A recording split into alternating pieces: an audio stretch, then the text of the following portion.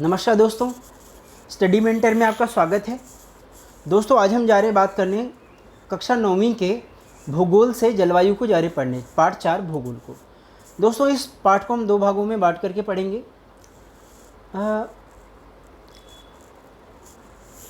दूसरी बात ये कि मैं आपको पहले बता दूं कि दोस्तों ये जो पाठ है थोड़ा सा मुश्किल है, तो उसको आपको 2-3 बार पढ़ना पड़ेगा। 9th क्लास की भूगोल की किताब में जितने भी चैप्टर हैं उसमें सबसे जो मुश्किल टॉपिक है वो पार्ट 4 ही है। तो चलिए दोस्तों शुरू करते हैं। हाँ ठीक है, तो सबसे पहली बार मैं मानसून के बारे में बता दूं, थोड़ा सा पढ़ देता हूँ कि स्क्रीन के ऊपर दिखाई दे रहा होगा, फिर मैं आपको डिटेल में बताऊँगा कि मानसून शब्द की उत्पत्ति अरबी शब्द मौसम से हुई, जिसका शाब्दिक अर्थ होता है मौसम। मानसून का अर्थ होता है एक वर्ष के दौरान वायु की दिशा में ऋतु के अनुसार परिवर्तन ही मानसून है। आपको समझ में नहीं आया होगा, अब मैं आपको बताता हूँ। दोस्तों जो मानसून है, मानसून जो शब्द है वो अरबी भाषा मौसम से लिया गया है, जिसका मतलब होता है सीज़न।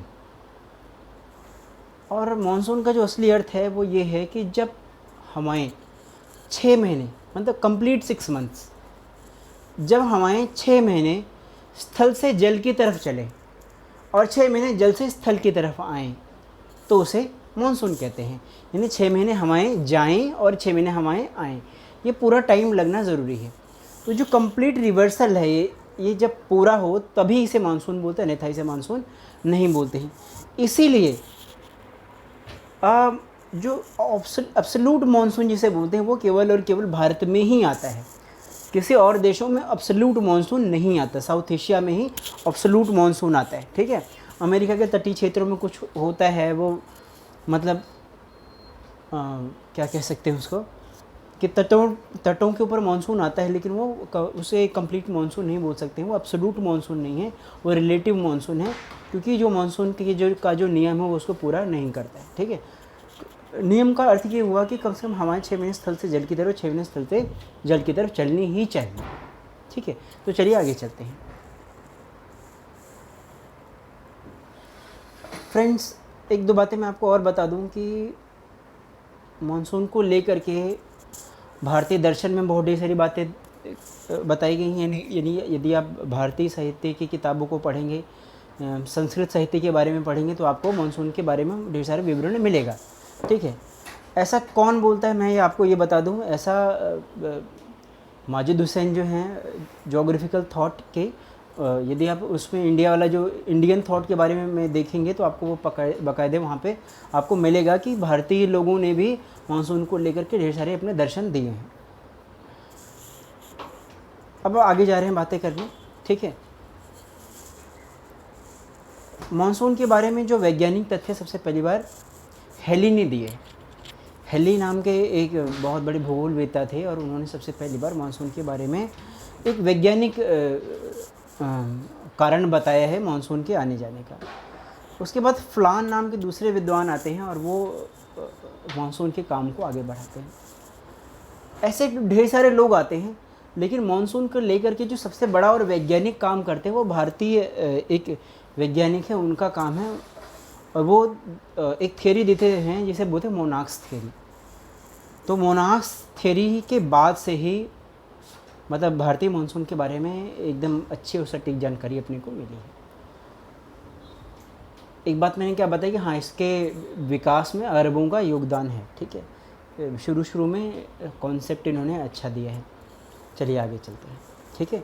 मैं थोड़ी सी बातें और बताता हूँ, इतनी काम की चीज़ें नहीं थी। जो सबसे काम की चीज़ है वो यही है कि जो मानसून है, मानसून के शब्द की उत्पत्ति जो है वो अरबों ने उसमें बहुत बड़ा कंट्रीब्यूशन दिया है।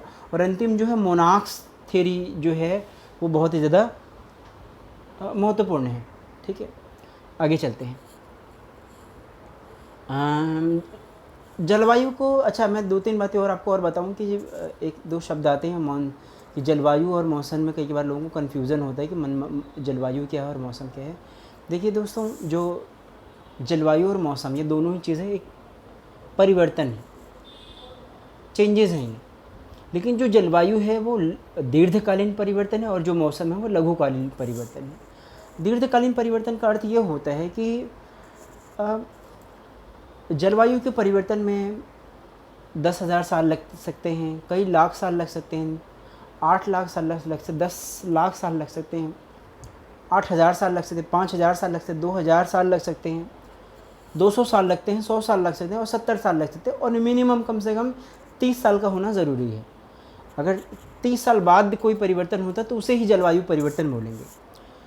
इससे लेकिन यदि हम इसकी तुलना मानसून से क्या कहते हैं मौसम से करें तो मौसम एक लघु परिवर्तन है, यानी कि यह एक महीने में भी कई बार बदल सकता है, साल भर में भी कई बार बदल सकता है, यहाँ तक दिन और रात में भी के बीच में भी कई बार ये इसमें परिवर्तन आता है। मुझे लगता है आपको बात जो है मेरी वो समझ में आ गई होगी। अब हम जा रहे हैं बात करने, अच्छा 3-4 चीज़ें ऊपर दे रखा है, आप उसको पढ़ लेना आराम से। उसमें ये बता रखा कि राजस्थान में क्यों एकदम से जो टेम्परेचर है वो बढ़ जाता है, वहीं द्रास जम्मू कश्मीर भी जो तापमान है -45 डिग्री हो जाता है। उन्होंने एक बहुत बड़ी भूमिका बनाई है। अभी हम जा रहे हैं टॉपिक के ऊपर बात करने, ठीक है। अब हम जा रहे हैं बात करें कि मानसून को प्रभावित कर जलवायु को नियंत्रित करने वाले कारक क्या क्या हैं। दोस्तों कई बार पूछता है कि भारत की जलवायु कैसी है, तो 2-3 चीज़ें मैं आपको सही से बता दूं कि कैसी है। कुछ लोग बोलते हैं कि भारत की जो जलवायु मानसूनी जलवायु है, ठीक है, मानसूनी जलवायु है। कई बार लोग ये बोलते हैं कि भारत की जो जलवायु है उष्णकटिबंधीय जलवायु है, यह भी ठीक है, इसमें कुछ भी गलत नहीं। जो सबसे सटीक है वो क्या है कि भारत की जो जलवायु है वो उष्णकटिबंधीय मानसूनी जलवायु है। पूरा हम इसको ऐसे बोल सकते हैं ताकि दूसरे व्यक्ति को कोई गलतफहमी ना हो, आप उसको अच्छे तरीके से बता सकते हैं कि भारत की जो जलवायु है वो उष्णकटिबंधीय मानसूनी जलवायु है। आगे चलते हैं। तो जलवायु को नियंत्रित करने वाले कारक क्या क्या हैं, यहाँ पे मैंने हाईलाइट कर रखा है येलो कलर से, ज़रा आप देख लीजिए। ऊंचाई, अक्षांश, एक तो अक्षांश है, दूसरा है ऊंचाई, तीसरा वायु दबाव, पवन तंत्र, समुद्र से दूरी और महासागरीय धाराएं एवं उच्चावच के लक्षण। तो फ्रेंड्स बहुत ढेर सारी बातें इन्होंने बता रखी है। ऊंचाई है, जलवायु है, पवन की दिशा है, वायु दाब है, इसको आप स्वयं से पढ़ेंगे, ठीक है, कुछ भी नहीं है इसमें, ठीक है। सागरीय धाराएं हैं। अब हम जा रहे हैं आगे पढ़ने।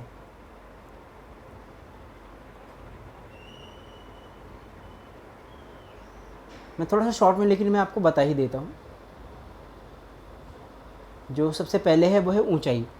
देखिए जलवायु जलवायु को प्रभावित करने में ऊंचाई का बहुत बड़ा योगदान होता है, क्योंकि जो कॉन्टिनेंट्स होते हैं वो जल्दी से गर्म और जल्दी से ठंडे हो जाते हैं, लेकिन इसी अपेक्षा जो समुद्र है वो देर से गर्म और देर से ठंडा होता है।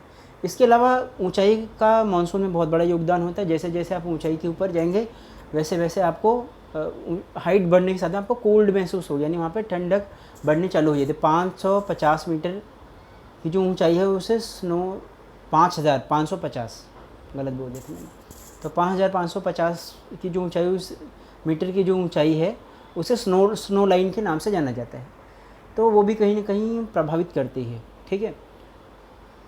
मैं आपको एक बात और बताऊँ, जैसे हिमालय की जो ऊंचाई है वो मानसून को प्रभावित करती है। कैसे, किस प्रकार से प्रभावित करती है कि वो मानसून के हवा को मानसून के पार नहीं जाने दे, मतलब कि हिमालय के पार नहीं जाने देती, बल्कि उसको भारत की तरफ ही मोड़ देती है। कैसे मुड़ता है वो, पश्चिम से पूरब की तरफ, ठीक है। आगे चलते हैं। ऊंचाई के बारे में मैंने बता दिया। अक्षांशीय, ठीक है, अक्षांशीय विस्तार यानी कि जैसे शीत कटिबंधीय क्षेत्र है वहाँ पे मानसून नहीं आता है, उष्ण कटिबंधीय क्षेत्रों में ही मानसून आता है। ऊंचाई के बारे में मैंने आपको सारी बातें बताई। अब अगला है पवन, वायु दाब एवं पवन की दिशा। फ्रेंड्स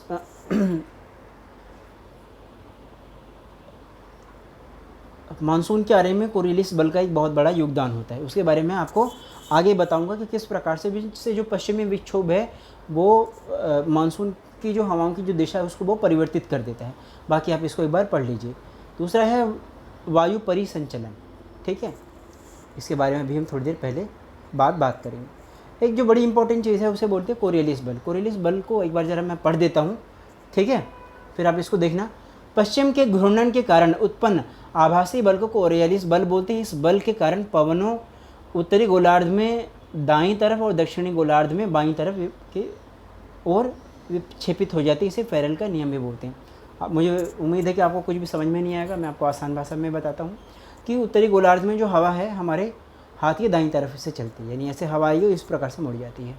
और दक्षिणी गोलार्ध में हवा ऐसे आएगी ऊपर से और इस प्रकार से हमारे हाथ की बाईं तरफ मुड़ जाती है। उसका जो सबसे बड़ा कारण है वो पृथ्वी की घूर्णन गति है। आप देखिए जैसे ये पृथ्वी घूम रही है, उधर से ये हवा आएगा और ये हवा इसको घुमा देगा, तो ये हवा इधर भी चली जाएगी। ठीक है, अब आगे चलते हैं फ्रेंड्स। ये चैप्टर बहुत बड़ा है, ठीक है। इस मैप के बारे में आपको मैं थोड़ी देर में बताऊंगा, अभी नहीं, यहाँ पे इसका काम नहीं है। पहले हम मानसून को समझेंगे, ठीक है, इसको भी समझेंगे, उसके बाद हम बात करेंगे, ठीक है। अब हम जा रहे हैं भारतीय मानसून के बारे में पढ़ने, ये बहुत ही इंपॉर्टेंट टॉपिक है, ठीक है। हाँ, शाबाश शाबाश, बहुत बढ़िया बहुत बढ़िया। चलिए अब मैं आपको जा रहा हूँ बताने थोड़ी सी भारतीय, ये सबसे इंपॉर्टेंट टॉपिक है, आप इसको सुनिए ध्यान से। बाकी आप ऊपर की जो भी चीज़ें आप उसको पढ़ लेना। एक सेकंड, बस बस बस, स्क्रॉल करना भी ज़रूरी है दोस्तों। अब हम जा रहे हैं भारतीय मानसून के बारे में बातें करने कि भारतीय मानसून क्या है। देखिए आम बोलचाल की भाषा में, एज ए लेमैन, ठीक है, व्यक्ति यही जानता है जो मानसून, जो मौसम होता है वो 3 प्रकार का होता है, सर्दी, गर्मी और बरसात, ठीक है। लेकिन भूगोल की भाषा में, यानी कि एज ए ज्योग्राफी स्टूडेंट, हम मौसम को 4 भागों में बांटते हैं। सामान्य भाषा में क्या है, 3 प्रकार का मौसम, सर्दी, गर्मी और बरसात, ठीक है। लेकिन बी एस ज्योग्राफी स्टूडेंट, भूगोल का स्टूडेंट होने के नाते हम इसको 4 भागों में जानते हैं वैज्ञानिक आधार पर। वो क्या है, नंबर 1 आगे बढ़ता मानसून, नंबर 2 वापस लौटता मानसून, सर्दी और गर्मी, ठीक है। तो ये 4 भाग हैं, कैटेगरीज हैं, जिसको हम मानसून में पढ़ेंगे, ठीक है। अगर मैं आपसे पूछूं कि कितने प्रकार का मानसून है तो आप क्या बोलेंगे, आगे बढ़ता मानसून, वापस लौटता मानसून, सर्दी और गर्मी, ठीक है फ्रेंड्स।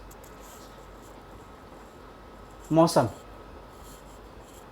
यदि, हाँ मैं एक बार फिर से बता देता हूँ, बोलने में मुझसे मिस्टेक हो गई। यदि आपसे मैं पूछूं कि कितने प्रकार का मौसम होता है तो बीइंग अ ज्योग्राफी स्टूडेंट आप ये बोलेंगे सर्दी, गर्मी, आगे बढ़ता मानसून और वापस लौटता मानसून। दोस्तों इसके आगे की जितनी भी चीज़ें हैं वो हम इसके अगले वीडियो में कंप्लीट करेंगे। जो फर्स्ट पार्ट है वो यहीं पे कंप्लीट होता है, ठीक है।